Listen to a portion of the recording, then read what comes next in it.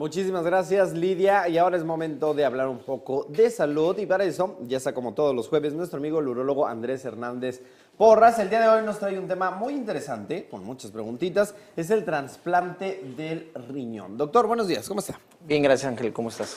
Muy bien, gracias. Con dudas acerca del trasplante del riñón, ¿cómo se realiza este procedimiento? Bueno, desde el punto de vista preparación de, lo que hay es una persona que tiene una insuficiencia renal, o sea que el riñón ya no está produciendo la orina con calidad, porque hay gente que tiene insuficiencia renal y puede orinar, pero esa orina no saca los tóxicos. Entonces esta persona va a necesitar de una sustitución renal, y esa sustitución renal va a ser o por medio de diálisis o hemodiálisis, que le ayuda a limpiar la sangre, y posteriormente con un trasplante renal. Entonces esta persona necesita, digamos, de una sustitución para limpiar su sangre, ya sea con diálisis o sea con trasplante. Entonces, cuando se va a hacer un trasplante renal, el paciente inicia primeramente con diálisis, entra en un proceso de preparación en búsqueda de algún donador y ya después se hace un trasplante renal. ¿Cómo es este proceso de buscar, de encontrar, de que llegue el donador?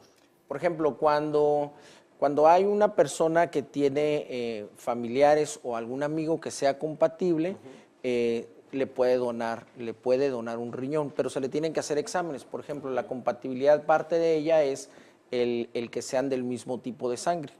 Entonces, ya de ahí, de inicio, se parte de ahí. Entonces, posteriormente se le hace una serie de estudios y se ve que el donador primero tenga las condiciones para dar el riñón, porque por ejemplo puede haber donadores que tienen alguna enfermedad que lo pudiera llevar a una insuficiencia renal, y cuando se le quita un riñón entonces se van a dar cuenta de que le hace falta el riñón y él va a desarrollar una insuficiencia renal. Entonces primero hay que hacer los estudios para saber si realmente está sano o no.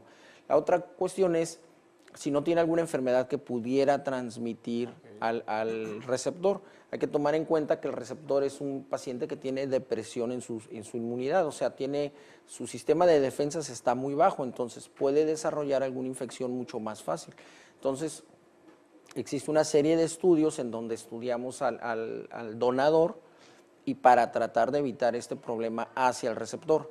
Pero a su vez también tenemos que estudiar al receptor, porque por ejemplo hay ocasiones en que el receptor tiene alguna enfermedad en donde sabemos que aunque se le haga el trasplante del riñón, el paciente puede desarrollar, digamos, no le va a mejorar la sobrevida o va a echar a perder el riñón que está recibiendo. Entonces, por ejemplo, un paciente que tenga, por decir algo, cáncer, que tenga cáncer en el momento de su insuficiencia renal, bueno, sabemos que primero hay que tratar el cáncer, tiene que estar un par de años sin evidencia del cáncer, o sea, que se haya, digamos, detectado a tiempo, resuelto el problema, entonces sí se puede meter a un protocolo de trasplante.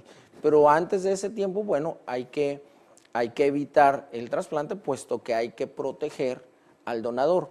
Proteger al donador me refiero a, ok, el paciente va a dar un riñón, bueno, pues que sea de beneficio realmente para el receptor, porque si se lo da, digamos, de manera en calidad de mientras, como decimos, bueno, pues obviamente no le va a resolver mucho al que recibe, pero sí le va a quitar oportunidades al que dona, ¿no?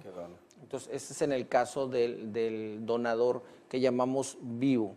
Puede ser relacionado, que es el caso de los familiares, o no relacionado en caso de que sean amigos.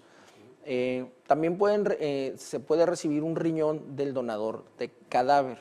El donador cadáver tiene que ser una persona que tenga muerte cerebral, porque sabemos que cuando hay muerte cerebral los riñones siguen recibiendo irrigación, siguen recibiendo sangre, entonces se mantienen vivos, digamos, para tener el tiempo suficiente para quitarlo al donador, bueno, a la persona que está enferma, y que se pueda trasplantar o implantar en el paciente receptor.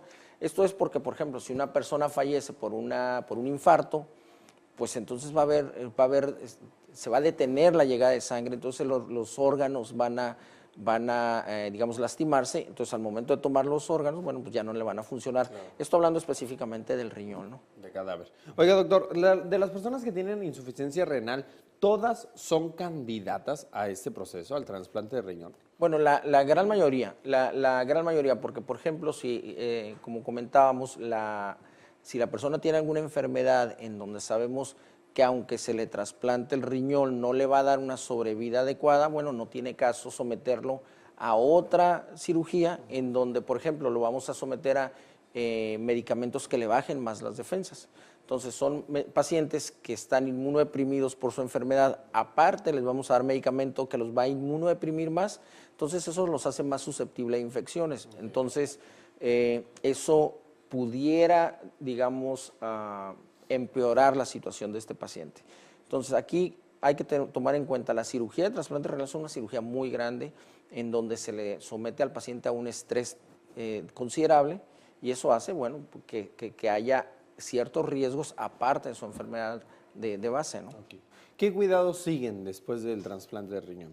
El paciente recibe su riñón, está en el hospital alrededor de 5 o 7 días, ya que está, digamos, estable, que sabemos que no hay un rechazo en los primeros días, el paciente se puede ir a su casa, tiene que tener mucho cuidado en cuanto a que no haya exposición a gente con infecciones, por ejemplo, las gripas o cuestiones bronquiales, eso hace al paciente muy susceptible.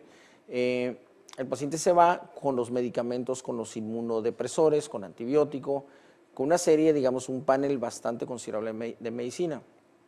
Este paciente se va y va a estar volviendo a la consulta, aquí ya regresa con el nefrólogo. En sí, nosotros hay que considerar que el trasplante renal es un grupo de médicos, no es una persona quien lo va a hacer. Entonces, siempre hay grupos de trasplante renal integrado tanto por un nefrólogo, el anestesiólogo, el cirujano, el urólogo, cirujano de trasplante. O sea, es todo, digamos, un grupo de gente principal y gente alrededor de ellos.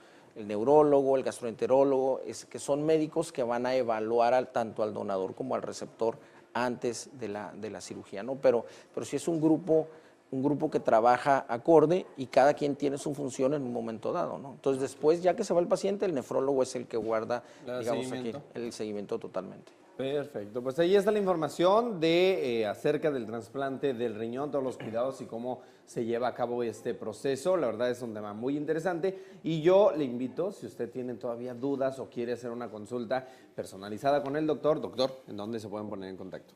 Sí, claro, es el 634-1138 aquí en Tijuana y la página es urologo.com.mx. Urólogo Andrés Hernández Porras. Doctor, muchísimas gracias. Nos vemos la siguiente semana. Claro que sí, muchas gracias. Hecho. Vamos a una pausa comercial y volvemos con más en Como Cada Mañana. No le cambie.